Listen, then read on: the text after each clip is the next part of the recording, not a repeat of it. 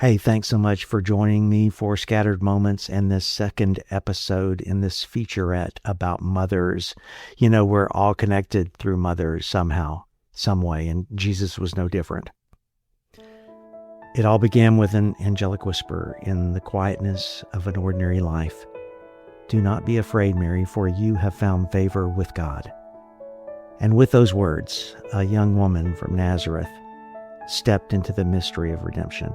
But every miracle carries weight. Every calling carries sorrow. And not long after Bethlehem, while cradling the infant Jesus in the temple courts, Mary heard words that would follow her all the way to the cross. An old man named Simeon looked into her eyes and said, "This child is destined to cause the falling and the rising of many in Israel, and a sword will pierce your own soul too." Can you imagine hearing that as a mother? She carried him to Bethlehem. Through dust and exhaustion, she brought him into the world among the sounds of animals and weary travelers.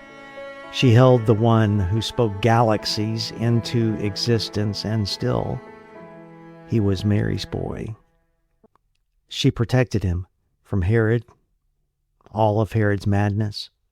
While soldiers hunted little boys through Bethlehem, Mary fled into the night, carrying her child against her chest, because Mary was a warrior. Because a mother's love is fierce, holy, protective. It dares all things, and somewhere in the darkness of those terrible nights, the cries of grieving mothers rose into heaven while Rachel wept for her children. God heard every cry. Years later, they lost him once again, not in a marketplace, not in a Walmart aisle, in Jerusalem. 3 long days searching crowded streets with no answers. Can you feel the panic in her voice when they finally found him? "Where have you been? We've been searching everywhere for you." And then those mysterious words, "Don't you know I must be in my Father's house?" Perhaps in that moment, Mary remembered the angels, the shepherds, the wise men kneeling before the cradle, and yet even then, he was Mary's little boy. Then came letting go. Maybe that's one of the hardest parts of motherhood. God gives mothers this fierce and beautiful attachment to their children, and then he asked them to release them into the world. For 30 years, she watched rough carpenter hands grow strong. And then one day, her son left home for war. The war of the ages. We catch glimpses of her during those ministry years. At Cana, she quietly told the servants, "Whatever he tells you to do, just do it." And that's what great mothers do. They are often the ghostwriters of masterpieces, working gently, praying silently, standing just outside the spotlight while shaping eternity in hidden places. But the sword Simeon spoke of was still waiting. She heard the crowds mock him. She watched hatred spit venom toward the son that she once rocked to sleep.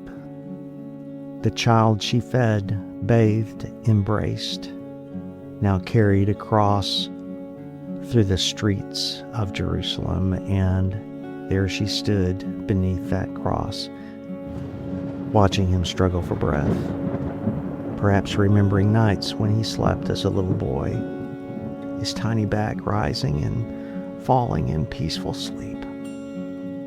And now every breath and agony. Bernard of Clairvaux once wrote, "The martyrdom of the Virgin was in the standing beneath the cross." And there, in those final moments, Jesus looked down and spoke, "Woman, behold your son. Son, behold your mother." Even while bearing the sin of the world, he cared for his mother. Then darkness fell, and Mary watched her son die. Creator, Redeemer, King above all kings, and somehow still Mary's boy. But the sword would not have the final word. The grave would not keep him. And one day, the tears of Mary would give way to resurrection astonishment, because the son she carried would one day carry us all.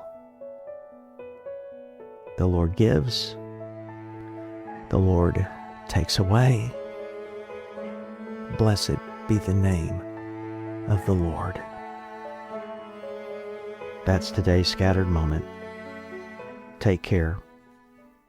Notice the scattered moments and share the grace.